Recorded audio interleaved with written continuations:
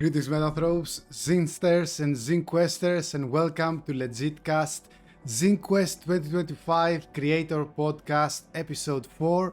I'm your host and editor, John. I'm a fellow Zinequester participating with Metanthropes Anthologies, but today, in this episode, is all about George and Thieves of the Tome. Hello, George, and welcome. Hi, John. Thanks for having me. Well, your game, full disclosure, I'm not a professional journalist, so excuse my poor journalism and lack of research. But immediately when I first saw the first post of your game months ago, I was intrigued by the amazing mechanic that you have, that you actually use the books on your bookshelf to play the game. Let's start with that because it's fascinating. Yeah, of course. Yeah. So, Thieves of the Tome is a game that you play using any book off your shelf. It is a spell heist game. So basically, in the game, the players are going to be playing thieves who are stealing magical spell books from wizards that have hoarded all of the magic of the world. And so you're going to take a book off your shelf, turn that into a spell book by writing a bunch of spells for it. And then you're going to give that to another player to cast spells out of. And they won't know exactly what they do, but they will kind of know what they do because they know what the book is. So it's, this really cool, like almost like book exchange that turns into spell casting. And you also do all of your like character creation using a book. Like you pull words from the book to make your characters. So like you describe your character with words from the first couple pages as your adjectives. And you like pull items from your book for your inventory, and you also set up these three things called destinies and dooms that kind of predict where your character's going to be going in the story. I am dying to learn some examples. So give me like an example of a character creation for starters, how using books on your bookshelf can create your character. Yeah, sure. So here, I'll just grab a book from right in front of me. So the first thing, like let's see, I grabbed Shapes, which is just a graphic design book, but we'll see what comes from here. So the first thing you do when you make a character is you're gonna find 3 adjectives on the first few pages of the book to describe your character. Yeah, let me do the same. So let's see. I have okay, well, I got very attractive, so I think I'll give that to my character as an adjective. We have, let's see. I have self-psychological evaluation, interpreting dreams and visions for mine. Yeah, that's good. The first page I opened. So you actually that is awesome. What book do you have there? This is actually my last year's zine that I created. This is not a promo, cool. Nice. But I literally had it next to me. So you take cool. So you don't have to use just novels like novelties. It can be any book, a handbook, like a graphic design book. You just take stuff. Yeah, that's right. You put a character sheet, and this game has a GM, right? Or not? Yes, it does have a GM. So does the GM and the GM? Sorry. Go ahead, please. Oh yeah. So the GM also has their own book. They'll bring a book to the table, and they kind of will use this book for session planning. So they kind of similar to the character. They're going to take words and phrases from their book to kind of construct obstacles and antagonists to deal with the player to fight with the players. So does the narrator have a say in the character creation process? I suppose it's not going to be a very crunchy, strict character creation process or something. It's more fun, loose, and creative with the books.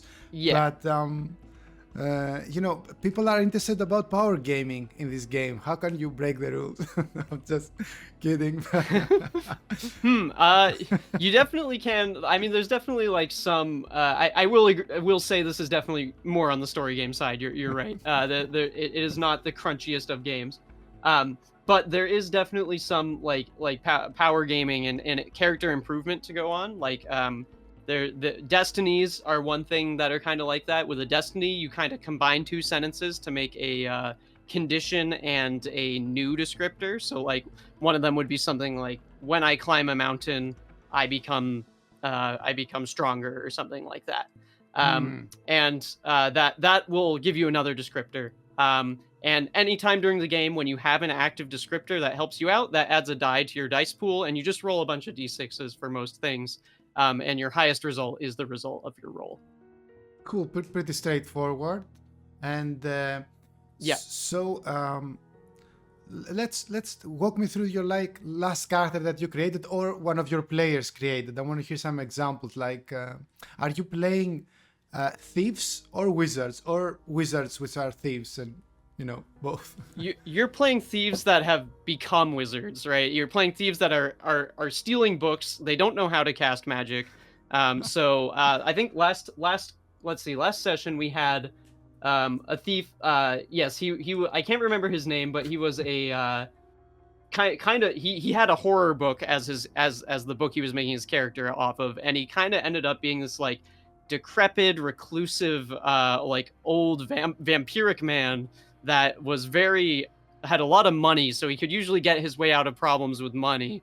And so he had a lot of he had some destiny that ended up putting him in great debt, which was quite funny, because we had this big character arc where he went from like this very rich man who kind of was at the top of the world, and then he started falling down to the bottom. And then the other cool part of the game that I haven't really talked about yet is the spell casting. So at the beginning of the game, the book you bring to the table is going to be someone else's book, and you're going to turn every chapter in it into a spell. So like every chapter name is the name of a spell to be cast. Oh, wow. So for instance, in this one, I might have, we have what makes it visual is the name of a spell that might be cast here. And the whole point of this is like, thieves don't actually know how to cast spells. They're stealing spell books. So what is going to happen is I will write a whole list of spells, hand those spells to the GM, and then another player gets the book, and all they know is the name of that spell. Wow. So yeah, they might if you want to try casting, for instance, what makes it visual, you would say later in the game, you would say I cast what makes it visual, and the GM would then give you an option for a choice. So I might say choose a television screen near you or something like that, and then the effect of the spell might and then you would have to make that choice without knowing what the effect was, and then the effect would take effect on your choice. So if you chose a television screen, you might say something like I don't know, we might say the spell does something like flips it to a channel that tells you all the information you need to know, right, about a specific question or something like that. This is insane. Very well thought of. Congrats. And you know what? Have you heard of Wraith the Oblivion and the Shadow mechanic? I haven't, no. Well, in Wraith the Oblivion, you play like dead people who have like a shadow of themselves, which is like the worst version of themselves, and the next player on the table plays that dark version of yourself in order to be completely, to F you up, and not be yourself, to be someone else. This mechanic of your game reminds me a very creative, very positive mechanic similar to that. That you give them to the other player. Oh, this is super fascinating, and that's a really cool example. I'm sure that it brings sounds a quite lot of laughs similar. on the That's table. cool. I hadn't heard of that. Yeah. It brings lots of laughs. Like this is very funny because like you will know someone is going to cast a spell, and they're going to cast it in the absolute worst way possible. We had one that same horror character. He had a spell that he could cast that would target any person. He chose himself. Unfortunately, that spell ended up leading him to be haunted by this ghost that would constantly gaslight him, which the original writer had hoped would be cast against some enemy or something, but he cast it on himself. So he was hoping for a buff, like something like that, right? Yep. Yeah. So, you mentioned something very interesting. So you bring your own book. Interesting. So it's not like the GMs or the person who's hosting the session do you take from their bookcase, whatever they have. You can bring your own book. So as you said, if you want to play like a dark, spooky, creepy character, you bring like a horror novel, like a Bell bestseller horror Stephen King thingy, and you find all the appropriate words. Or if you want to play a romantic character, suppose you bring a summer novella of love. Wow, this is fascinating. Yeah. Yeah, no, that's absolutely right. You can bring any book. I also like, when I run this at conventions, I usually bring books because not everyone has a book on them at all times. But what I found fun is like it works on like most books you pull off a shelf. Like you can just, if you decide you want to play this impromptu and didn't bring a book with you, you just go root through your friend's shelf and find a cool book that interests you. I think with a randomization factor, even if you pick like a horror book, you might end up in words like silly or clumsy and still end up not what you were looking for, right? Yeah. That's great. Right, yeah, absolutely. Tell me like the craziest books people have brought to the table for that reason. Some examples of books. One of my favorite ones that always comes to mind is the someone, when I first made this game years ago, someone brought a knitting, like a crocheting guide to making handbags, and that one had some of the craziest spells of any book that has ever been brought to the table.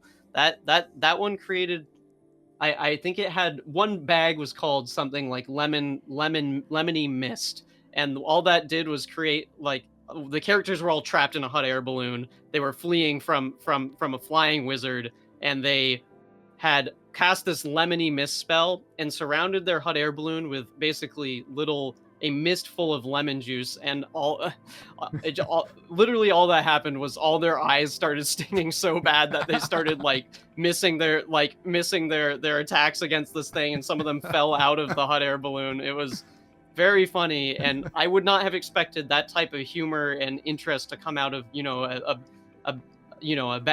something about knitting handbags. You mentioned that you were working on it for years, and I suppose, it's like my personal speculation, that most people would think, oh, it's a zinequest, so it's like a small project. I might be working for a couple of months. Whereas in many cases, most of us have been working for years as if it's a huge project. It's just a stepping stone to begin with for us. And I see it's your very first campaign. So how come you chose ZineQuest 2025 to be your time and date and place to crowdfund and bring it to life? That's a very good question. So I as you said, like, yes, I have been working on this for years.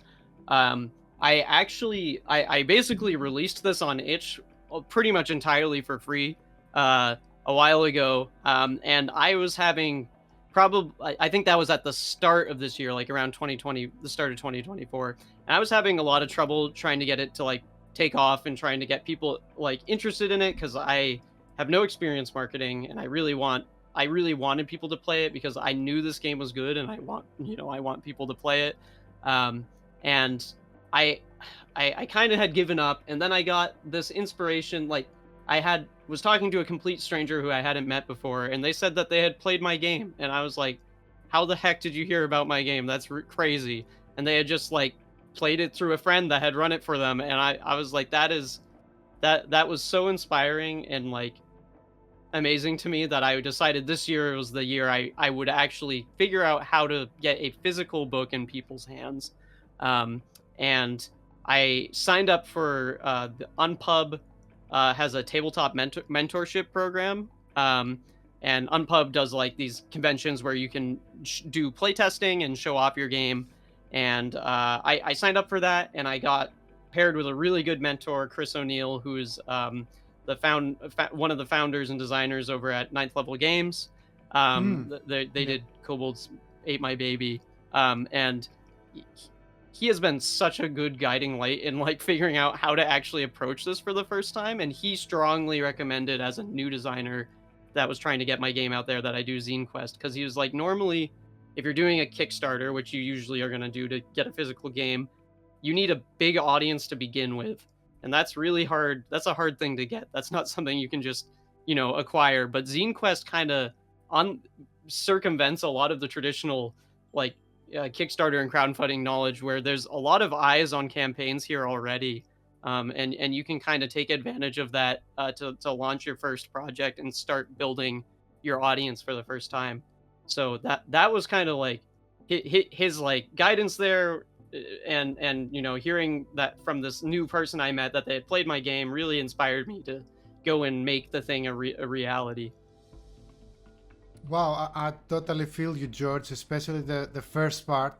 We're gonna discuss it a bit more, but yeah, I have to say that for every new TTRPG designer that's thinking, oh, this is overwhelming, start with a zinequest. It's the best thing that you can do, instead of having. I had my own game for like 5 years before I went to the first zinequest to start making the reality. And in theory, I could have done this from year one of development. In theory, like I suppose this is the way that you just have the cover art. The system was ready 5 years ago, so no. But anyway, it's not about my game, but it's about what you said and the creative process. I want to linger a bit more in the feeling that you described earlier. I think you already created the short. I'm gonna publish from this this moment that Cool. this moment for a creator to meet someone that they play their games and they're giving positive feedback for your game, especially if it's out of the blue, as it was in your case. Was it like in person? You're online. You found them. Yeah, it was in person. Yeah, Even it better. was someone I had met that had that I just met them in person, and they had really wonderful things. They were telling me, it was funny because they were telling me about the game like it was new to me, and it was like they were like, dude, you got to try this game, it's so cool. And I'm like, oh my god. Oh, really? This is something it I started did. like that. They didn't even know that it was yours. Yeah. It's like a perfect story already. Yeah, it was crazy. Yeah, this is like a Yeah. good sign. And I from the universe that this is a year Yeah, that I you was need like- to. Yeah, Yeah. exactly. This is the year I need to, and I think that like I don't know, as a creator, my goal here isn't like to sell X number of copies or whatever. Really, like I get the greatest like happiness and but from hearing people play about stories about people playing the game, like that is really, really cool. Because like I want to make RPGs because I think they're a really good format for telling stories, and I love the communities they build, and I would love to like be involved in those communities and expand them into new stories and that whole thing. I was so into our conversation, I didn't browse your page at all for the audience. I'm giving a quick runabout here. If you have a specific, navigation click place that we want to sit and talk more about, that's you. By all means. Yeah, that's me. This is from the ninth level spells. I remember from YouTube. I've seen this Muppet in YouTube before. Yeah. That's the puppet. And it all began actually with the free demo that you had on Itch or Drive-Thru. Where do you say you had it? Yep, it's on Itch. Yep. Itch, You can play the free demo right now. It's pretty close to what I uploaded roughly a year ago. I brought it to like quite a few conventions at this point, both like 2 PAXs, and I've run several games at those PAXs and a free RPG day, and I'm getting very confident in the core rules. I think it's a very, very fun game to play now. I'm sure. And yeah, go ahead, please. Oh, no, you go ahead. Sorry. No, I'm sure it's great and it's going very, very well. You still have like more than 2 weeks. What about stretch goals? What's up in the horizon for Thieves of the Tome? Yeah, you can go to the stretch goals section there, if that way we can have that pulled up on screen. We obviously hit fully funded. We just hit Marginalia art pretty recently, and this one I'm very excited about. We got if you scroll down a little further here, you can see an example, that little piece of art. We're going to get 20 more pieces like that from the artist now that are going to go all throughout the book. Nice. This is the same person that did the cover art, Tom Lowell. He's wicked cool. He's a punk album artist up here in New England. Oh, wow. And he is very very, very good at what he does, and I love his style so much. So yeah, we're gonna get 20 more of those pieces, and then this actually happened so recently I haven't had the chance to hit the update the page, but we just broke that 5,000 for the bonus zine. Oh, you did? So Maybe I'm seeing euros. Oh yeah, yeah. In euros, you're not yet in euros. Don't get afraid. It wasn't a cancellation. Yep. So okay. dollars. No. Yeah. In USD, we're at 5,088. So yes. Yeah. You scared me for a sec. I was like, oh man, someone dropped it. I know that feeling. Maybe if it was like in yen, maybe you would have seen like 5 digits or 6 digits. I'm like, yes, we made. No, Oh, it's yeah. not. It happens. So yeah, let's get back to the 5K stretch goal. So a bonus scene. Yeah. So this is going to be a smaller black and white zine. It's going to feature a bunch of modules, which are similar to adventures that you would run the game out of. I've recruited a few folks who are going to be guest writers for this. Not many of them are like known factors. They're people that I personally know and think are really good writers and would like to help get exposure and get out there. One of them is Eric Swanson, who was a successful ZineQuest participant in the past, who designed Goblinville, if you've heard of that one. And so this set of folks is going to be writing a set of new adventures. I'll also be adding a new adventure. Mine I'm pretty excited about because it's going to involve using albums and song lyrics to play the same game, basically. Ooh, interesting. Taking to the next level. Yeah. So I would like. So yeah. Sorry. Yeah. Go ahead. That's kind of that's what we have planned for stretch goals right now. I didn't want to overextend myself on stretch goals because this is my first Kickstarter and I don't want to I don't want to underdeliver. So I think I'm very comfortable where this is at. I'm thinking of adding a few more things since we're still going pretty strong.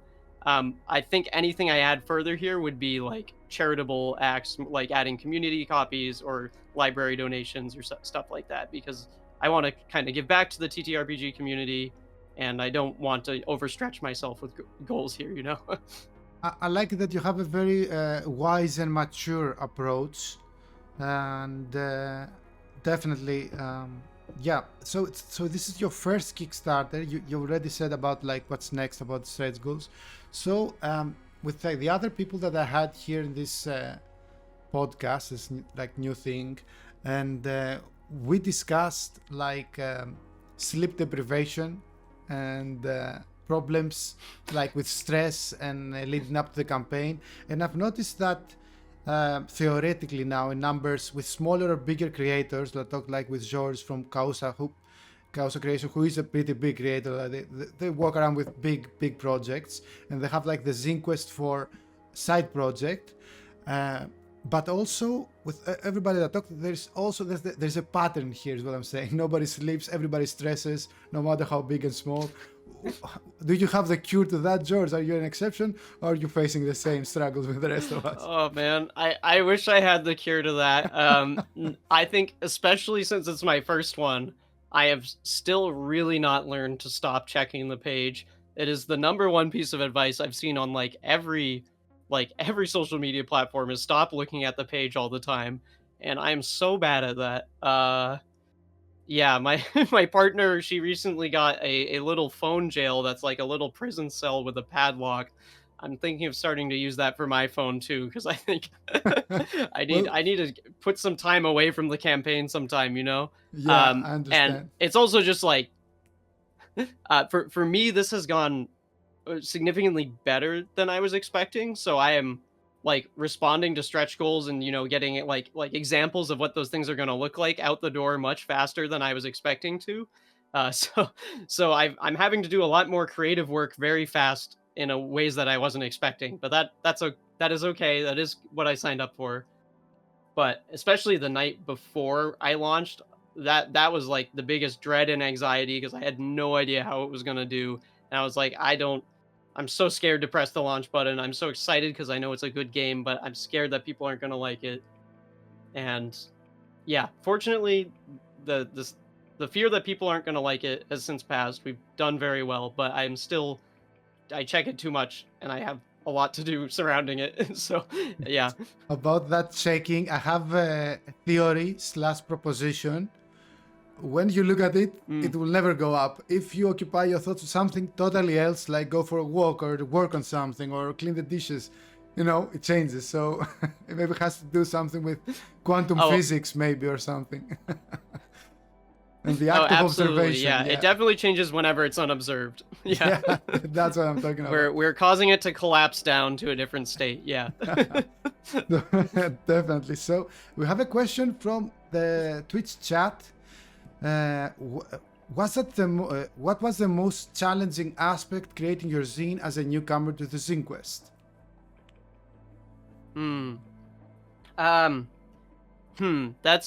That is a good question. I think for me, for challenge, I don't do a lot of visual art, and learning to do all the graphic design for this project all by myself was quite difficult. I'm fairly confident in my writing skills and my ability to put together a game, but I was at the start of this not so confident in my ability to learn visual stuff.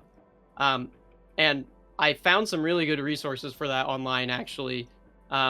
There's a lot of the art you'll see in the book and the stuff that's up right now just is photo bashed, and I learned a lot about photo bashing and working with open source art, or not open source, sorry, public domain stuff to put together like really pretty looking art. The cover here is from a separate person I hired, and Tom Lowell is doing most of the art now, but there's still a good portion of the art in the book and the layout that is captured from me. And a lot of it is scans from old books. Like if you look at, if you scroll down a little bit, there's like a little further than that. Yeah, like if you go to what is the game or write a book, actually write a book using spells. Like this little scroll dude is actually like a scan of like an old book that I kind of recolored and touched up. And it's just like, a weird jester scroll thing. But there's a lot of like ways you can use public domain and like already existing work to like bash together and make something new. And I thought that was a really cool like thing that I had learned that a lot of people in the zine community do, and it's a lot very in the spirit of zines to be like bashing together these old works into something new. And yeah, I found some like a good spreadsheet. I think it's called I'm not paying Johan Noor for cover art 2.0 is the name of the spreadsheet, but it's a reference to like all of the like public domain art and like okay, yeah, I got the reference. Yeah, the Morkborg guy. It's a reference. Yeah, like this is that illustration on the left there is actually something I photo bashed from a bunch of old drawings of castles, and then kind of sketched over and made into art. But the spreadsheet, I'm not paying Johan Noor for cover art 2.0. Really good reference if you want to find a bunch of like old book scans online or old illustrations or old photos that are in the public domain and you can turn into art. Something interesting that I'm discovering myself as a, very early stage game designer myself and company, like we're 1 year as a company. But personally, I want to stay as a game designer. Okay, you and I were both game designers, and this is how we began. Maybe add like, pro GM or whatever in the mix, like playing with your players. And then you start to realize that there is a myriad other new skills that you have to have, from soft to, I guess, very hard, like a full, like, you start with design, then now, you learn to edit videos. I'm talking for myself, like I'm streaming now. I think you don't have to follow a specific path first, you have to do editing, then this. No. You can do whatever you want and whatever fits your, your personality, your project, and your wherever you're going.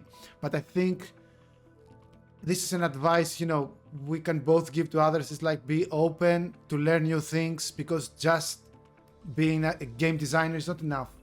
Without undermining what a game designer is very important, like narrative and everything, but in games and rules. But unless you're part of a huge team that you have one for the marketing, one for this, one for the other thing. I think all of us need to accept the fact that we need to learn more skills. What are your thoughts on that? Oh, absolutely. Yeah, absolutely. I think it is, you do everything. Like, you have to wear every single hat there is when you're running a Kickstarter, especially if you're the only one on the team. Yeah, swapping hats all the time. And I think, like, for me, a lot of the challenge of writing the game, that was something I handled. I had the game pretty much, the game is written and finished before I even started the Kickstarter. And then was when I had to learn about a billion new skills that I had never done before. I too also learned video editing, because I have started to release a couple of tutorials on how to play on our YouTube channel. Nice. I had to learn how, marketing and how you communicate an idea effectively, because I think communicating how to play a game is very different from communicating why someone should play a game. And I think those are very, very, that learning that was so hard. I rewrote this Kickstarter page so many times, because the first time I wrote it, you couldn't tell what the game was, and you couldn't it explained the rules, but you couldn't tell what the charm and what the thing the players were doing is. And that's what the players actually do ends up feeling way more important than what your cool niche system you designed is, even though I am very proud of my cool niche systems. I like it that you said that, it's different than teaching the rules of the game and teaching why you should play it. I think this is very interesting that you said it. And actually, I kind of realized it. I'm still realizing, during Kickstarter campaigns, you learn so much every day on top of all the things that you had to learn to prepare for.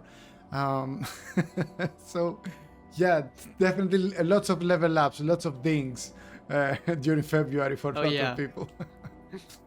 And yeah, and then you have to figure out shipping and fulfillment, and I'm not fully there yet, but I obviously started figuring that stuff out. But I'm not sure I can give you an advice, because I'm certain in Europe and Greece, so I bet you have totally different rates and stuff there. Greetings, Andrew. Stoked for Thieves of Tome. Thank you for joining us on chat. And if anyone has any Q&A, we are getting close to wrap this up. How about a final message to all the Thieves of Tome fans out there? Because there are already, and there will be much more after the campaign has ended. I promise you that. A final message. I guess I think books are really important. I made this game because I think books are important, and I think everyone should think books are important. So if you can, support any local bookstore or library by playing this game, I would really love that. If I would love to see people playing this in libraries. I would love to see people going to a bookstore and finding an old book that they wouldn't normally buy and buying it, to just to see how it would play in a game. I think both of those are books are super important to how we think and how we communicate ideas, and I think playing a game with them can only reinforce that. That's wonderful. Well said. And I can really picture a homebrew rule that you go to the local library and one picks one for the other at random or something, and then you go for there. It's even more fun than going with your own book. Maybe it's like having a pre-constructed Magic the Gathering deck or drafting. Drafting is more fun always. And have another question before we sign off. What is the craziest thing you put into the book, says Andrew? The craziest thing. I might here. My favorite thing, module, one of the modules in the game, which is what we call an adventure, is about basically fighting a giant kaiju, and it's very, very exciting. and I got to put in one of my favorite words, which is hippopotomonstrosis quipidalia, which means monstrously large words. And that monster is basically a monstrously large ideal and word that you're fighting. So I think that is one of the weirdest and craziest parts. Yeah, wow. Well, great answer to that question. Both myself and Andrew are very satisfied with that answer. Excellent. So, yeah, ZineQuest is still going on. We have more than half the month still remaining, 17 days more for your campaign, getting very close to 200 backers. Amazing record. Congratulations. I'm wishing you all the best. Thank you. For Thieves of the Tome. And yeah, it was great meeting you. I love that I invite people and dig their thoughts, and I hope it was fun and entertaining for you. Yeah, thanks so much. I really appreciated getting a chance to chat with you. You had very good questions. I appreciate it. and good luck with the rest of your campaign as well. I hope I wish you all the best. Thank you so much, George. Well, I have been your host and editor, John, not George. My guess was George. I'm John. And thank you all for watching. What's next? We have a player testimonial tomorrow, I think, or the day after tomorrow. You know, again with midnight the time zones, a lot of confusions may happen. We almost missed that amazing Legitcast episode due to time zones, but thankfully we did not. So thank you, George, for joining us. Thank you everyone for watching. Go to ZineQuest and buy some zines, and as always, stay legit and stay meta.